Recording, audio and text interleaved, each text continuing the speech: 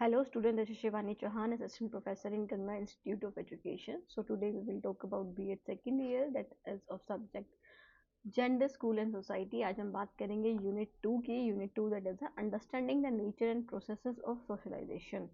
इसका हम first topic लेकर के चल रहे हैं फर्स्ट वीडियो में, दैट इज एट होम. तो कैसे हम सोशलाइजेशन का प्रोसेस जानते हैं, अपने घर से कैसे शुरुआत करते हैं. Family as a social institution, parenting style and their impact, transmission of parental pressure, expectations and values, इन सब के बारे में आज हम बात करेंगे. स्टार्ट करते हैं सबसे पहले family as a social institution. So basically हमने यूनिट 1 में कवर किया था कि फैमिली एक प्राइमरी सोशलाइजेशन का एजेंट है जो आपके जो समाजीकरण में या हमारे समाजीकरण में बहुत महत्वपूर्ण रोल प्ले करती है. सो फैमिली एक प्राइमरी सोशल इंस्टीट्यूशन है जहाँ पर इंडिविजुअल बोर्न होता है, वहीं से वो सारी चीज़ें सीखता है शुरुआती दौर में. उसे उसकी देखभाल करी जाती है, बच्चे की, किसी भी इंसान की सोशलाइजेशन सिखाया जाता है. कौन आपकी मम्मी है, पापा हैं, दादा है, दादी हैं, कैसे आपको रिस्पेक्ट करनी है, कैसे आपको बिहेव करना है, क्या चीज़ें आपको नहीं करनी. तो वो सारी चीज़ें हम फैमिली से ही शुरू में सीखते हैं.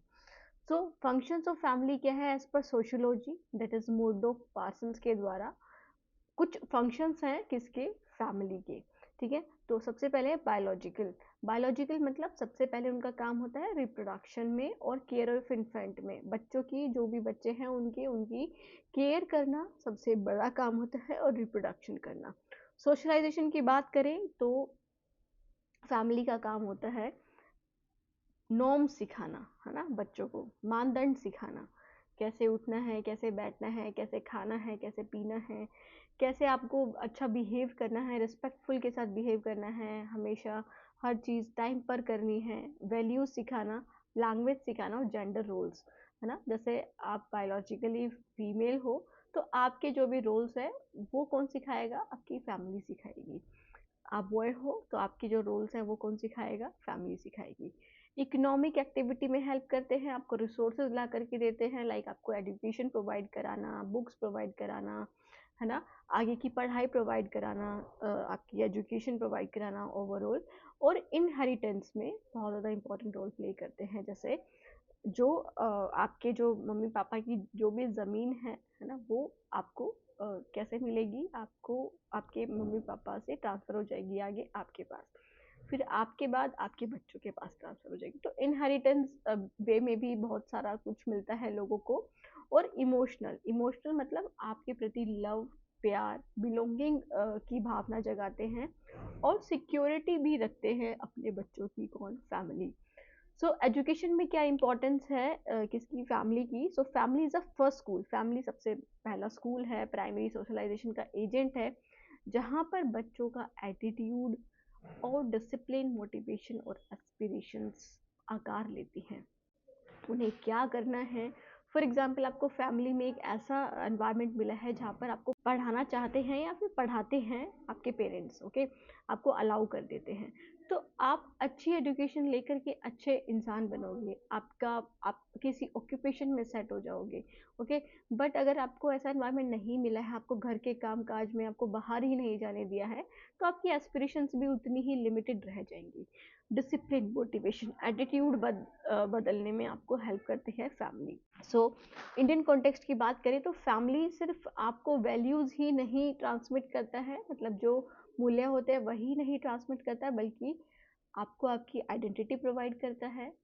जिस कास्ट में आपने जन्म लिया उस कास्ट के आप बन जाओगे automatically because of your family. Religious practices क्या होंगी, फॉर एग्जांपल आप हिंदू, दैट इज़ धर्म में अगर हिंदू फैमिली आपकी, तो आप हिंदू जो देवी देवता है उनकी पूजा करोगे. मुस्लिम हो तो आप मुस्लिम अल्लाह की प्रार्थना करोगे, है ना. तो जेंडर नॉर्म्स सिखाए जाते हैं आपको, लाइक आपकी फैमिली कैसी है उसके अकॉर्डिंग आपको आपके जो मानदंड है, आप जेंडर के अकॉर्डिंग कि लड़कियां क्या कर सकते हैं, लड़के क्या कर सकते हैं, और एक्सपेक्टेशंस रखी जाती हैं आपकी मैरिज और आपके करियर से, है ना. तो ये सारी चीज़ें हमें देखने को मिलती है फैमिली से. हिंदी में देख लेते हैं. एक सामाजिक संस्था के रूप में परिवार, परिभाषा क्या है. परिवार प्राथमिक सामाजिक संस्था है जहाँ व्यक्ति जन्म लेते हैं और उनका पालन पोषण होता है और उनका समाजीकरण होता है. ठीक है, फिर उसमें हमने कार्य देखे. जैविक कार्य होता है फैमिली का, समाजीकरण कार्य और आर्थिक कार्य और भावनात्मक कार्य. तो इंडियन फैमिली में, इंडियन अगर हम फैमिली देखें तो वहाँ पर सिर्फ मूल्य ही नहीं सिखाए जाते, बल्कि पूरी ओवरऑल परवरिश करी जाती है बच्चे की। उनको उनसे उनके पेरेंट्स से उनको धार्मिक प्रथाएं मिलती हैं, लिंग मानदंड मिलते हैं, करियर विवाह के बारे में जो अपेक्षा है वो रखी जाती है फैमिली के द्वारा। अब हम आते हैं parenting style and their impact पे। तो there are different different means 4 parenting styles हैं जो कि आइडेंटिफाई करी गई थी डायना बॉमरिन के द्वारा, बट फिर उसको एक्सपेंड करा था मैकोबे एंड मार्टिन ने। So first is the authoritative parenting. Authoritative parenting क्या होता है? इसमें जो हम देख सकते हैं इमेज के थ्रू कि पेरेंट्स वार्म होते हैं, बहुत मतलब प्यार करते हैं, सपोर्टिव नेचर के होते हैं, बट साथ में उनकी एक्सपेक्टेशंस होती हैं, आशाएं होती हैं, उम्मीदें होती हैं अपने बच्चों से कि हम जितना प्यार कर रहे हैं उतना ही वो आगे जा कर के अपने करियर को सेट करें और हमारी बातें माने, या फिर आप बोल सकते हो कि हमें प्यार दे, हमें हमारा बुढ़ापे का सहारा बने। तो कुछ क्लियर रूल्स और एक्सपेक्टेशंस रखी जाती हैं विद वार्म और सपोर्टिव एनवायरनमेंट। तो ये इंडिपेंडेंस को एनकरेज करते हैं, बढ़ावा देते हैं कि बच्चे जहाँ चाहते हैं वहाँ पढ़ सकते हैं, जहाँ जाना चाहते हैं वहाँ जा सकते हैं। साथ के साथ गाइडेंस भी प्रोवाइड करते हैं कि कुछ ऊक चूक ना हो जाए, कुछ गलती ना हो जाए। सो इम्पैक्ट क्या होता है इससे चिल्ड्रन पर? चिल्ड्रन कॉन्फिडेंट बनते हैं, उन्हें पता है कि उनके माँ बाप उनके साथ हैं, तो वो एक अच्छा एनवायरनमेंट उन्हें मिलता है, तो उससे वो कॉन्फिडेंस फील करते हैं और रिस्पॉन्सिबल भी बनते हैं अपनी एक्टिविटीज़ के प्रति कि अगर हमसे कुछ गलती हुई तो हमारी जो उम्मीदें थी हमारे पेरेंट्स की हमारे से, वो ख़त्म हो जाएंगी। अकेडमिकली भी बहुत अच्छे होते हैं क्योंकि उनको अच्छा इन्वायरमेंट मिलता है, उनको हमेशा हर किसी भी चीज़ की कमी नहीं महसूस होने देते, और सोशल कॉम्पिटेंसी भी रहती है, सोसाइटी में भी अपना जो आप बोल सकते हो कि आइडेंटिटी है वो बना करके चलते हैं। सो ये हिंदी में है पालन पोषण की शैलियाँ और उनका प्रभाव, ये हिंदी मीडियम वाले बच्चे देख सकते हैं यहाँ से। सेकेंड आ जाता है ऑथोरिटेरियन, ऑथोरिटेरियन पेरेंटिंग। इससे पहले इसमें बच्चे कंफ्यूज होते हैं, पहले हमने देखी है, फर्स्ट हमने देखी थी ऑथोरिटेटिव, है ना, ऑथोरिटेटिव पेरेंटिंग। अब हम देखेंगे ऑथोरिटेरियन पेरेंटिंग। सो इसमें जैसे कि आप देख सकते हो यहाँ पर इमेज के जरिए कि पेरेंट्स स्ट्रिक्ट होते हैं, बहुत ज़्यादा स्ट्रिक्ट डिसिप्लिन होता है, तू ये नहीं करेगा, मैं जो बोलूँगा वही होगा, उसके अलावा कुछ नहीं होगा। तो ऐसे पेरेंट्स जो होते हैं जो ओबीडियंस को डिमांड करते हैं और बहुत कम मतलब चांस बिल्कुल ही थोड़ा सा आप बोल सकते हो सपोर्टिव एनवायरनमेंट, या फिर बहुत ही कम प्यार करते हैं, डिसिप्लिन ज़्यादा रखते हैं, स्ट्रिक्ट डिसिप्लिन ज़्यादा रखते हैं। डू डू एज आई से, नो क्वेश्चंस। जैसे आर्मी में होता है ना कि आर्मी पर्सन से जो उनके ऑफिसर्स होते हैं जो वो बोलेंगे वही वो करेंगे, है ना। तो जैसे आपने मिल्खा सिंह भाग मिल्खा में भी देखा होगा ये आप बोल सकते हो ऐसा तरीका। सो जो पेरेंट्स बोलेंगे वही आपको करना है, कोई क्वेश्चन नहीं होगा। ओके, कोई क्वेश्चन नहीं कर सकते आप। सो इससे बच्चे ओबीडियंट तो बन जाते हैं, हार्ड वर्किंग भी बन जाते हैं, बट उनमें हमेशा डर की भावना रहती है, क्रिएटिव बहुत कम होते हैं, अपने आप को एक्सप्रेस नहीं कर पाते हैं लोगों के सामने, और बहुत ही कम उनके अंदर ऐसी भावना होती है कि वो आगे कुछ कर पाएंगे, या फिर उनमें कॉन्फिडेंस नहीं होता है because of that type of nature of parents कि उन्हें स्ट्रिक्टली ही हमेशा देखा गया है, स्ट्रिक्टली ही उन्हें अपने पेरेंट्स का व्यवहार देखा है। सो जिसकी वजह से वो अपने आप को एक्सप्रेस भी नहीं कर पाते, तो क्रिएटिव भी नहीं बन पाते हैं। सो ये हिंदी में है आधिकारिक पालन पोषण, ये है ऑथोरिटेटिव, है ना। That is the first one is the, just a minute, first one is the authoritative और सेकंड इज द ऑथोरिटेरियन। तो ऑथोरिटेटिव वो हैं जो प्यार भी करते हैं, साथ के साथ उनकी कुछ अपेक्षाएं भी होती हैं, उन पर बच्चे खड़े हो जाते हैं, तो पॉजिटिव तरीके का। यहाँ पर क्या होता है कि बहुत ज़्यादा कठोर अनुशासन होता है, जैसा मैं कहूँ वैसा करो, कोई सवाल नहीं, इस टाइप के पेरेंट्स होते हैं। नेक्स्ट इज अ परमिसिव और इंटेलिजेंट पेरेंटिंग। परमिसिव क्या कौन से होते हैं? वेरी लविंग, बहुत प्यार करते हैं अपने बच्चों को, रूल्स एंड रेगुलेशंस या फिर डिसिप्लिन की भावना नहीं रखते हैं, वो ये बोलते हैं जो करना है वो करो, है ना। और बहुत प्यार करते हैं अपने बच्चों को, फ्रीडम दे देते हैं, खुली छूट दे देना, कोई स्ट्रक्चर नहीं कि तुम्हें थोड़ा ध्यान रखना है अपना, तुम्हें रूल्स और डिसिप्लिन भी मानने हैं थोड़े बहुत, तो वो सब चीज़ें नहीं होती हैं, वो ऐसे ही खुला छोड़ देते हैं अपने बच्चों को, जो करना है वो करो। सो जिससे बच्चे सोशली आउटगोइंग तो बनते हैं, बट जिससे बच्चों में सेल्फ कंट्रोल नहीं होता है, गलतियां कर देते हैं बच्चे बाउंड्रीज के साथ, मतलब उन्हें नहीं पता होता कि उनकी क्या बाउंड्रीज हैं, उसके आगे चले जाते हैं, गलतियां हो जाती हैं, बहुत नेगेटिव प्रभाव पड़ता है बच्चों पर, किसका, ज़्यादा ही प्यार करोगे तो, है ना। जैसे बोलते भी हैं कि ज़्यादा लाड प्यार करोगे तो बिगड़ जाओगे, तो उसी तरह का है कि यहाँ पर ज़्यादा लाड प्यार होता है, कोई डिसिप्लिन, कुछ रूल्स रेगुलेशंस नहीं, तो जिसकी वजह से बच्चे बाउंड्रीज क्रॉस कर देते हैं। नेक्स्ट इज अ नेग्लेक्टफुल या अनइन्वॉल्व पेरेंटिंग। सो बेसिकली ये क्या है, इसमें कोई इन्वॉल्वमेंट नहीं होती है पेरेंट्स की, ना वो प्यार करते हैं ना वो उनके साथ रहते हैं। इमोशनली और फिजिकली डिस्टेंट, मतलब बिल्कुल अलग, जैसे बच्चों को भेज देते हैं ना बोर्डिंग स्कूल्स में और उनसे पूछते भी नहीं है कैसे हो क्या हो, कुछ नहीं। तो चिल्ड्रन को नेग्लेक्टेड फील होता है हमेशा, ये सोचते हैं कि हमारे साथ तो कोई है ही नहीं। एकेडमिक आउटकम तो कम होते ही हैं, साथ के साथ उनका जो बिहेवियरल इश्यूज है वो भी बहुत बेकार होते हैं, वो भी बहुत गलत होते हैं, क्योंकि उन्हें कभी वो प्यार या फिर वो डांट या फिर रूल्स रेगुलेशन सिखाए ही नहीं गए हैं, है ना। तो बिल्कुल अलग होते हैं अपने पेरेंट्स से, नहीं उनके पेरेंट्स उनको ध्यान में रखते हैं। तो हमने चार 4 टाइप्स की क्या पढ़ी है, पेरेंटिंग स्टाइल पढ़ी है।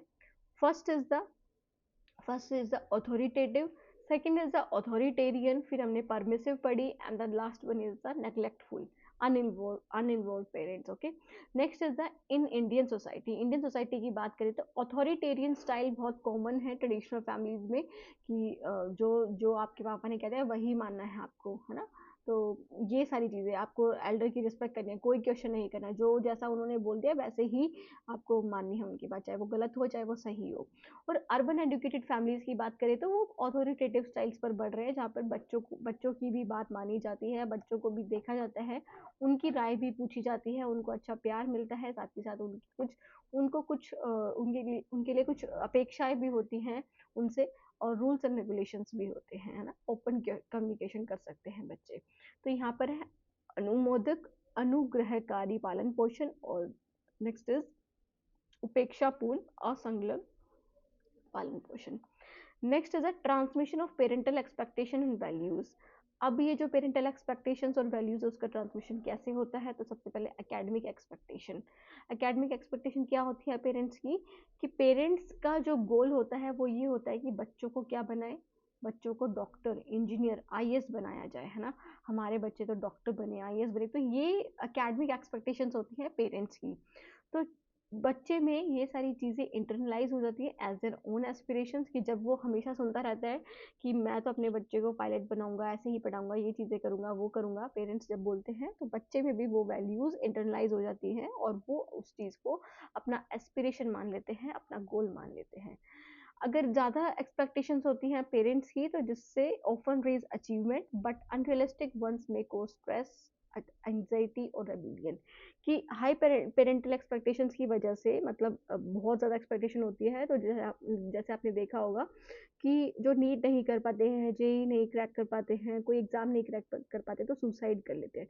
तो बेसिकली उन क्यों होता है, क्या बेसिक रीजन हो सकता है, कि उनके पेरेंट्स की बहुत ज़्यादा एक्सपेक्टेशंस थी उनसे और वो नहीं उतर पाए उस चीज़ पर, तो उससे उनको स्ट्रेस, एंजाइटी, और ये लगता है कि मैं तो बेकार ही हूँ, मेरा क्या जीवन है इस धरती पर, मैं अपने पेरेंट्स की भी इच्छाएं पूरी नहीं कर सका। तो बेसिकली ये बहुत ज़्यादा होता है अगर हाईली पेरेंटल एक्सपेक्टेशन है। तो cultural and social values, so basically language, religion, और जो कास्ट आइडेंटिटी है आपके, दैट इज रीति रिवाज हैं, जेंडर नॉर्म्स हैं, ये सब पास होती है स्टोरीज, रिचुअल्स और प्रैक्टिसेस के जरिए। जैसे स्टोरीज के थ्रू हम बताते हैं बच्चों को कि आपको कभी किसी के साथ गलत नहीं करना है, आपको हमेशा टाइम से अपना कार्य करना है। रिचुअल्स होते हैं हमारे, कुछ रीति रिवाज होते हैं, कुछ प्रैक्टिसेस होती हैं जो करी जाती है, जो हम अपनी फैमिली से ही सीखते हैं।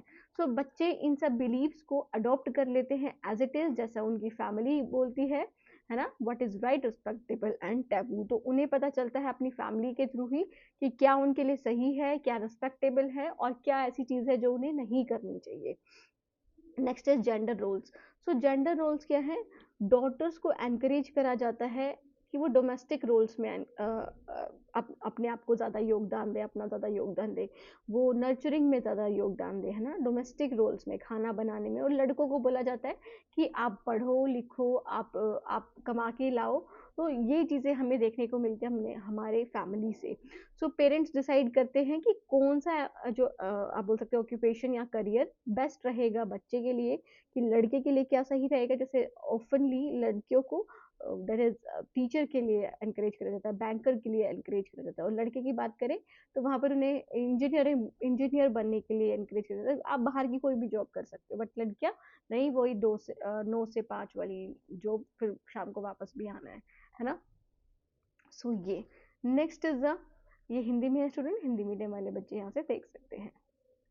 Next one is the moral and ethical values. तो मोरल और एथिकल वैल्यूज भी ट्रांसमिट करी जाती हैं, एक्सपेक्टेशंस। तो ऑनेस्टी की, ईमानदारी से रहें, एक साथ मिलकर के काम करें, अपने से बड़ों की रिस्पेक्ट करें, कम्युनिटी रिस्पॉन्सिबिलिटी निभाएं कि कचरा नहीं फैलाना है, आपको किसी से गलत नहीं बोलना है, हमेशा प्यार से रहना है, कम्युनिटी के लिए कुछ करना है। तो ये सारी चीज़ें सिखाई जाती हैं ऑब्जर्वेशन के ज़रिए, या तो उन्हें दिखा करके या फिर उन्हें रीइंफोर्स करके। जैसे कि अगर किसी बच्चे ने अपने दादाजी के पैर छुए तो मम्मा बोलती हैं कि हाँ वेरी गुड, अच्छी बात है, आपको छूने चाहिए। तो वो एक तरह से रीइंफोर्स कर रहे हैं बच्चे को ना। तो ऑब्जर्वेशन और रीइंफोर्समेंट के जरिए। Impact of personality and education की बात करें तो चिल्ड्रन विद सपोर्टिव फैमिलीज, जो सपोर्टिव फैमिलीज वाले जो बच्चे होते हैं जिनको अच्छी सपोर्ट मिलती है पेरेंट्स से, तो उनके अंदर कॉन्फिडेंस हमें देखने को मिलता है, वो बहुत ज़्यादा कॉन्फिडेंट होते हैं। और उनके जो लर्निंग आउटकम्स होते हैं, इट मीन्स कि वो बहुत अच्छा करते हैं अपनी स्टडीज़ में, बहुत अच्छी चीज़ें सीख पाते हैं।